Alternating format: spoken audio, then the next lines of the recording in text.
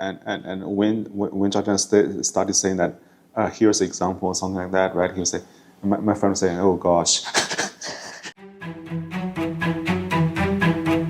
Hi everyone, and this is episode 102 of the Impulsive Podcast. So last week, or more specifically last Thursday, two very big things happened in the Chinese e-commerce scene, right? So the first is, of course, Alibaba announced the merger of its Chinese e-commerce businesses as well as its international e-commerce businesses. And we did a podcast episode on that just before this. So if you guys are interested, you can check it out in the show notes below or in an info card that will pop up, maybe. And of course, the second thing that happened was that Pinduoduo, one of Alibaba's biggest competitors, announced their Q3 earnings. And of course, during the Q3 earnings, they mentioned that they missed revenue consensus, and of course, their stock price plunged about 10%. Which was much milder compared to the previous earnings, Q2. In Q2. Yeah. Yes. So you listen in on the earnings, right? I mean, we listen to a normal company's earnings call, you will see a pompous statement of how great we are. And then you will have people like skipping over the analyst questions. But these earnings are different, right? So first they were like, no, just very plainly tell you, okay, this is what we did. This is what we plan to do. So they were very honest. They are very honest. I mean, for me, being honest has a negative connotation. It means that you are not really competitive in a competitive world. But for them, they're frank. Obviously, in Q3, the stock price didn't plunge as badly as they did in Q2. So in Q2, Phyllis, if you can pull up what Chen Lei said on the screen. So the co-CEO Chen Lei, during the earnings call in Q2, he said that he made it clear to investors that in the long run, the decline in profitability is inevitable. And of course, he also added that competition in its global business, referring to Temu, faces a rapid shift in external environment and significantly greater uncertainty. And then he highlighted that the competition Pinduoduo is facing is growing stronger and is here to stay and is expected to intensify. Therefore, the management has reached a unanimous decision that the next few years are not appropriate for dividends and share repurchases. So this obviously spooked quite a couple of investors, right? Because essentially what you're telling them is that we're in a very, very tough business. Our profitability is going to go down. I don't know. I think more than half of the listed businesses should probably say that. And that's probably true. Probably what's going to happen. Yes, but nobody says that. Yes. Everyone's saying that, oh, we're executing great or whatever, right? Yes, of course. But do we actually believe that? So it's a complete waste of time, right? You are saying something and everyone else discounts what you are saying. And then because everyone else discounts what you are saying. What you are saying has no purpose. And you have to say even more pompous words because everyone discounts it. So then is it a lot better to take the Pinduoduo approach and be so frank in your earnings calls? No, I think it will make the world an easier place. If everyone is just so honest, right? So thankfully in Q3, Chen Lei didn't make such statements, right? So I was listening to the call, and when I was listening, I was also like simultaneously texting like a bunch of investor friends, discussing about how do we make sense of this line that he just said, and how do we make sense of that, and of course the prepared statements. Everyone knew that what they were going to say. It's the Q&A which were more interesting, right? I was kind of disappointed that the analysts didn't ask sharper questions, but anyway. So during the Q&A, everyone's saying that I hope they're not going to say something that they said in Q2. I hope they're going to say something they said in Q2. Then towards the end, I think the other co-CEO, Jia Zhen, he said.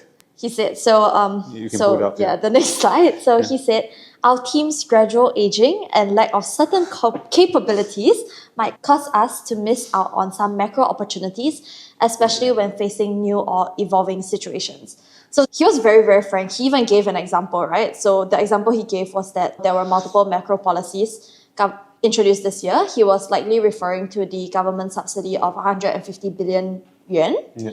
So he mentioned that this has brought significant support to industries and fueled consumer demand. And then he followed that up with, however, our team was unable to fully leverage this macroeconomic shift due to the limitations in our operations experience, solely as a third-party platform. And then they said that they incurred much higher costs and affected their this affected their profitability. So one person I was talking to, and when Jordan started saying that, here's an example or something like that, right? He would say, my friend was saying, oh gosh.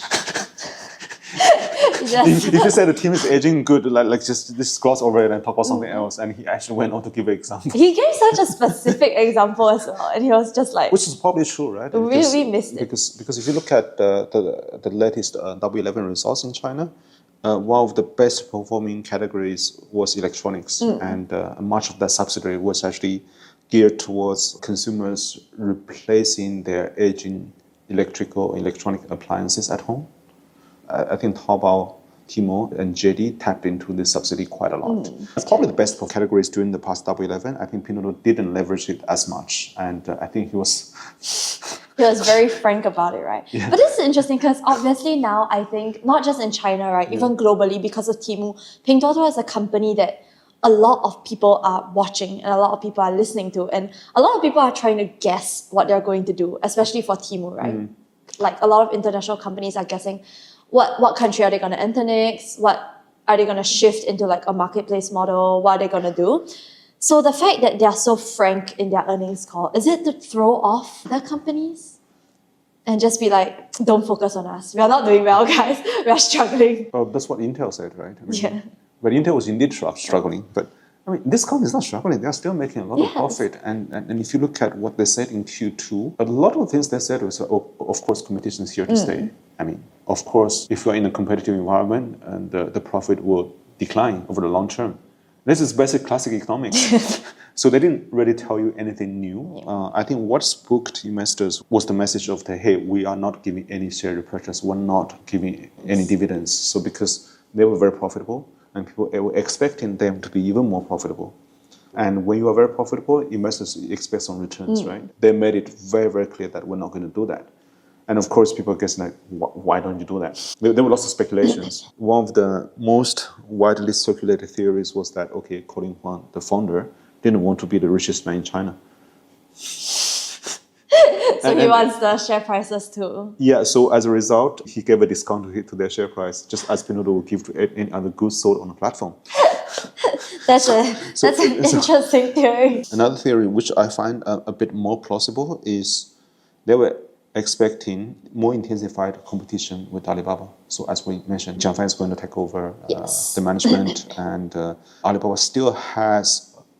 I mean, you in EU, right? I mean, we talk to the merchants, and merchants there actually still have an affinity to Alibaba. They said, That's true. over the years, Alibaba helped us a lot. I mean, look at all these businesses. Without Alibaba platforms, we will not be able to grow so big over the last 10 years. But Pinduoduo, they harm the merchants. They push the prices down. So what Pinduoduo did in Q3, which I think they expected they would do during the Q2 earnings call, is they're going to give subsidies to merchants. Yes, so this is kind of something, I think, I'm not sure they mentioned it in their Q2 or Q3, but one of the reasons they said this, that they want to reinvest their profits back into the ecosystem, right? And one of it, of course, is helping the merchants. So Pinduoduo actually launched recently a 10 billion yuan subsidy. It's the fee reduction. Fee reduction or subsidy? Fee reduction, right?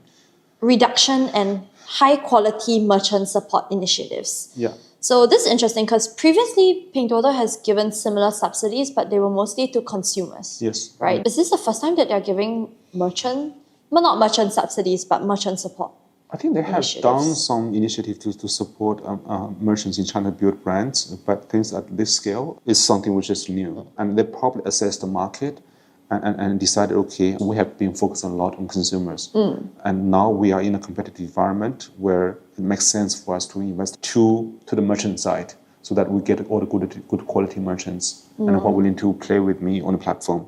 So this is probably why they've kind of shifted the focus. Earlier this year, there were some sellers who kind of stormed the Pinduoduo's office, right? Because they were complaining about the Temu office, they were complaining about unfair fines and a lot of stuff. We have an article about it. It'll be linked down below if you guys are interested.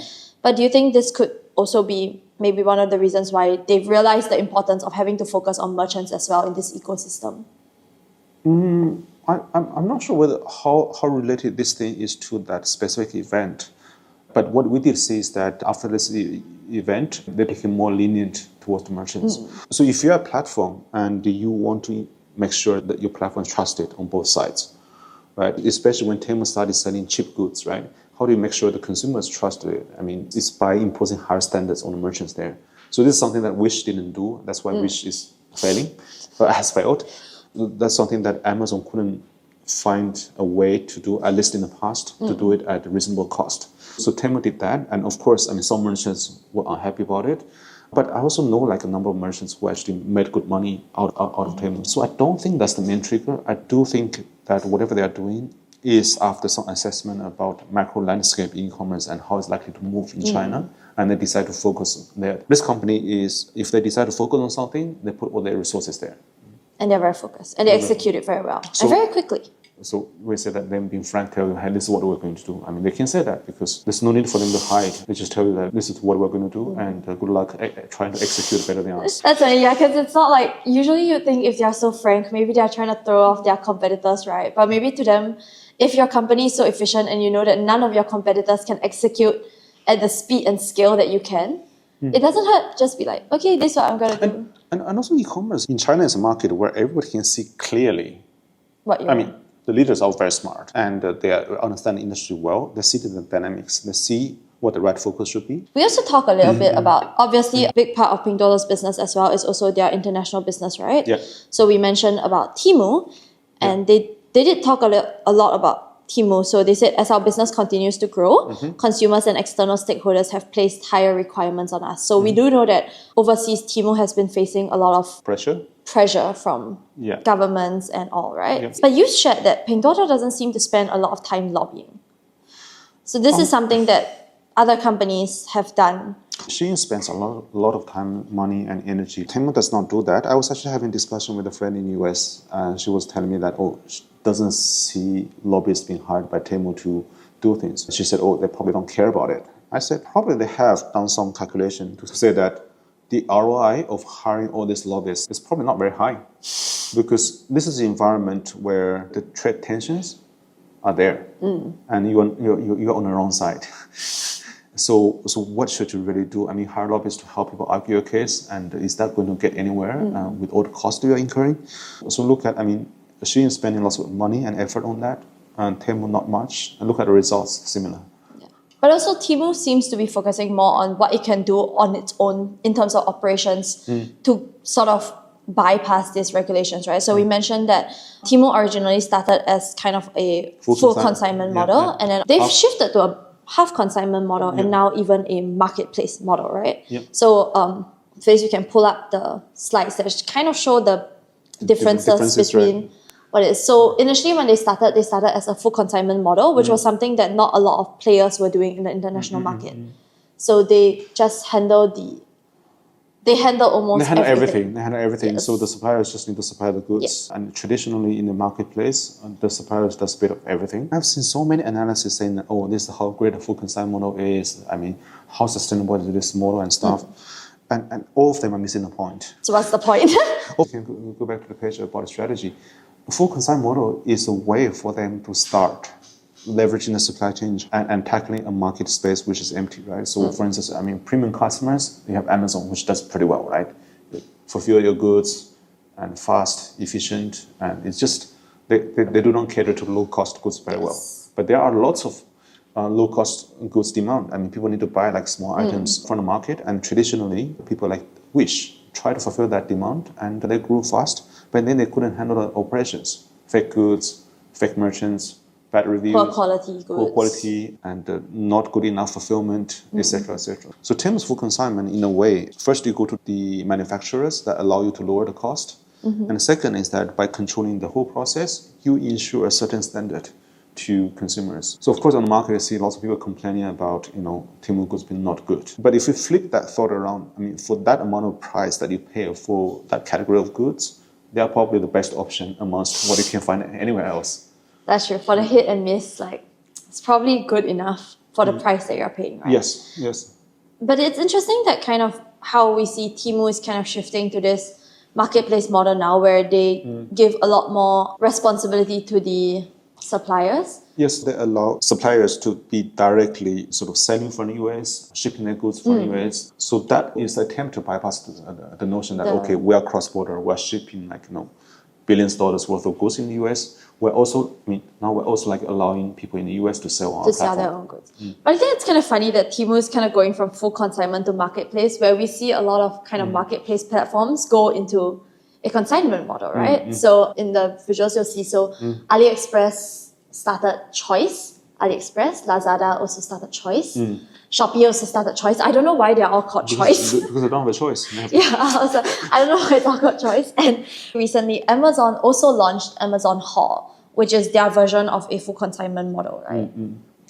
Yeah, Amazon Haul, it's actually quite interesting. So you go to Amazon and go to this page, the look and feel is different from all the other The actual Amazon, yeah. It's lively, it's hippie-ish. I mean, it looks fun until you go to the checkout page, which is still the traditional Amazon experience.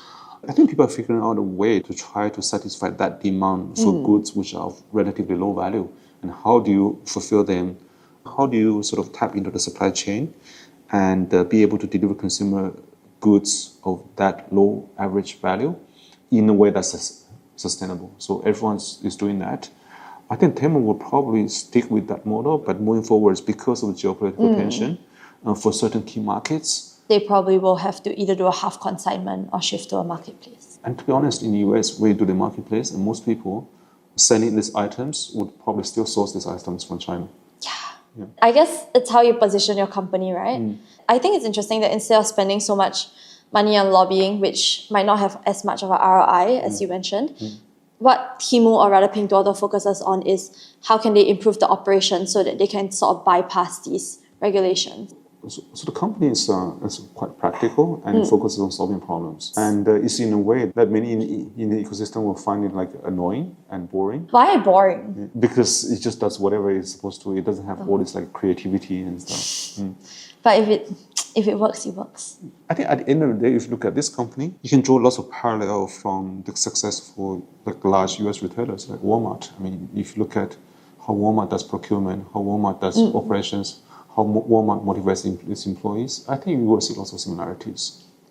So I think it'll be interesting to see kind of how the e-commerce scene, not just in China, but globally as well, is going to evolve even further, right? Do you know, I think in episode 100 we'll talk about this. We talk about the Tianshu apples, which is 150 billion parcel. Tianshui Huaniu, right? The low price yet decent quality. Colin Huang, the founder of Pinduoduo, long time ago, he once used the example to demonstrate that. So when the consumers receive a box of 24 apples, right, 2 of them are rotten, and people saying that, hey, how can you have that? But he was saying that if you look at the traditional supply chain, 24 apples leaving the farm, and probably like 15 to 16 of them will be rotten along the way. Oh, it's just that you don't. So in the old supply chain, the customers don't see the rotten apples because obviously they get tossed out. Yes, they got tossed out. Along the way. But the result is you're paying a high price more for the apples. per apple to compensate all this and all these people who are working along the supply chain. So that's what Pinduoduo is doing with their consignment model, right? Essentially just getting direct. It might not be as good, but you reduce the wastage and you reduce the price. As we said in episode 100, so the 150th billionth parcel of China is an apple. Sold by Pinduoduo. So I think they are doing a lot of initiatives to help the government promote agriculture produce of different localities. That put them in the good eyes of the Chinese government at least. And how do they replicate that to really not only just export goods from China, but help the supply chain to become more efficient in major markets, say the US. I think that would be something interesting. And I also think that would be something that would probably put them in a better standing with foreign governments, right? I'm not just exporting goods from China, but I'm also helping your merchants. I'm also helping your suppliers in your country. Yeah, if they can do that, that'll be phenomenal. But that would be a very, very difficult task. If you guys are interested in more news about e-commerce and what's happening in the e-commerce scene, not just in China, but also globally, do like this video and subscribe to our channel to stay updated on the latest happenings and trends in tech, new retail, and the broader digital economy. Thank you and bye-bye. And Jangan is eating the apple.